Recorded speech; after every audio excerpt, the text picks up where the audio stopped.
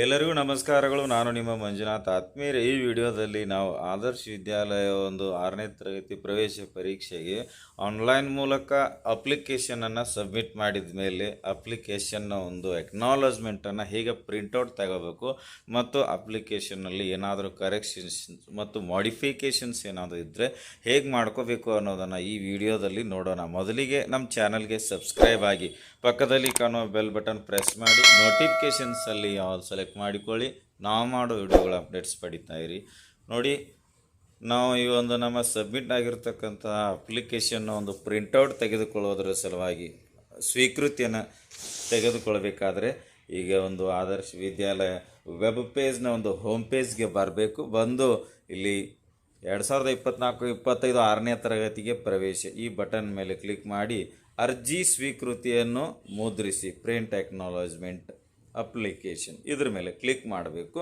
ಇಲ್ಲಿ ಅಪ್ಲಿಕೇಶನ್ ಸ್ವೀಕೃತಿಯನ್ನು ಮುದ್ರಿಸಿ ಒಂದು ವಿಂಡೋ ಬರುತ್ತೆ. ಇಲ್ಲಿ ಎರಡು ರೀತಿಯಲ್ಲಿ ನಾವು ಅಪ್ಲಿಕೇಶನ್ ಪ್ರಿಂಟೆಡ್ ತೆಗೆದುಕೊಳ್ಬೋದಾಗಿದೆ. ಮೊದಲನೇದು ಅಪ್ಲಿಕೇಶನ್ ನಂಬರ್ ಹಾಕೋದ್ರ ಮೂಲಕ, ಎರಡನೇದು ACATS ನಂಬರ್ ಹಾಕೋದ್ರ ಮೂಲಕ.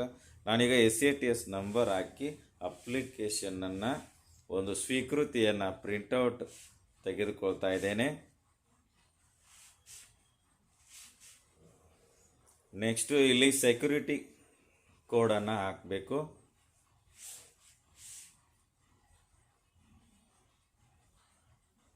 ನೆಕ್ಸ್ಟ್ ಸಬ್ಮಿಟ್ ಮೇಲೆ ಕ್ಲಿಕ್ ಮಾಡಬೇಕು. ಈಗ ಎಕ್ನಾಲಜ್ಮೆಂಟ್ ಪೇಜ್ ಓಪನ್ ಆಗುತ್ತೆ. ಇಲ್ಲಿ ಸೇವ್ ಕಾಣುವಂಥ ಒಂದು ಆಪ್ಷನ್ ಮೇಲೆ ಕ್ಲಿಕ್ ಮಾಡಬೇಕು. ಇದನ್ನು ಇಲ್ಲಿ PDF ಇದರ ಮೇಲೆ ಕ್ಲಿಕ್ ಮಾಡಬೇಕು. ಡೌನ್ಲೋಡ್ ಮೇಲೆ ಕ್ಲಿಕ್ ಮಾಡಬೇಕು.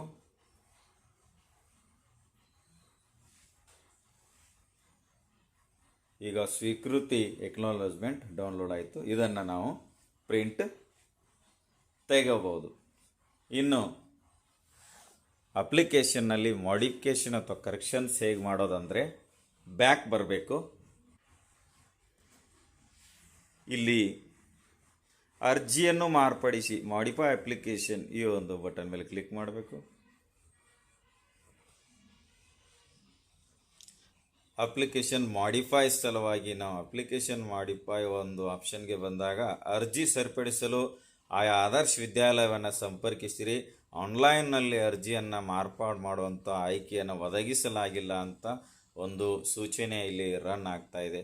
ಅಂದರೆ ಈಗ ನಾವು ಏನು ಅಪ್ಲೈ ಮಾಡಿದ್ದೇವೆ ಅದನ್ನು ನಮ್ಮ ಲಾಗಿನ್ನಲ್ಲಿ ನಾವು ಅಪ್ಡೇಟ್ ಮಾಡಲಿಕ್ಕೆ, ಏನಾದರೂ ಕರೆಕ್ಷನ್ಸ್ ಇದ್ದರೆ ಮಾಡಿಫೈ ಮಾಡಲಿಕ್ಕೆ ಅವಕಾಶ ಇಲ್ಲ. ಅದು ನಾವು ಯಾವ ಒಂದು ಆದರ್ಶ ವಿದ್ಯಾಲಯಕ್ಕೆ ಅಪ್ಲೈ ಮಾಡಿದ್ದೀವೋ ಆ ಒಂದು ಆದರ್ಶ ವಿದ್ಯಾಲಯವನ್ನು ಕಾಂಟ್ಯಾಕ್ಟ್ ಮಾಡಿ ನಮ್ಮ ಅಪ್ಲಿಕೇಶನ್ ಕರೆಕ್ಷನ್ ಮಾಡ್ಕೋಬೇಕು ಅಂತ ಹೇಳ್ತಾ ಇದ್ದಾರೆ. ಸೊ ನಾವು ಅದಕ್ಕಾಗಿ ಏನು ಮಾಡಬೇಕು, ಎಲ್ಲ ಇನ್ಫಾರ್ಮೇಷನ್ನ ಕರೆಕ್ಟಾಗಿರುವಂಥ ಇನ್ಫಾರ್ಮೇಷನ್ನನ್ನೇ ಸಬ್ಮಿಟ್ ಮಾಡಬೇಕಾಗುತ್ತೆ.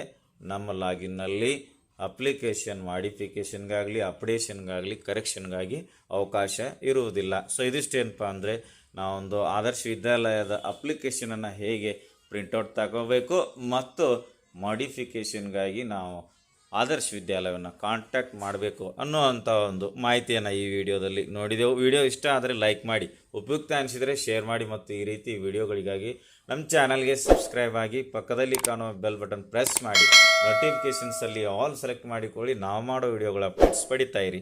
Thanks for watching. ಧನ್ಯವಾದಗಳು. ವಂದೇ ಮಾತರಂ.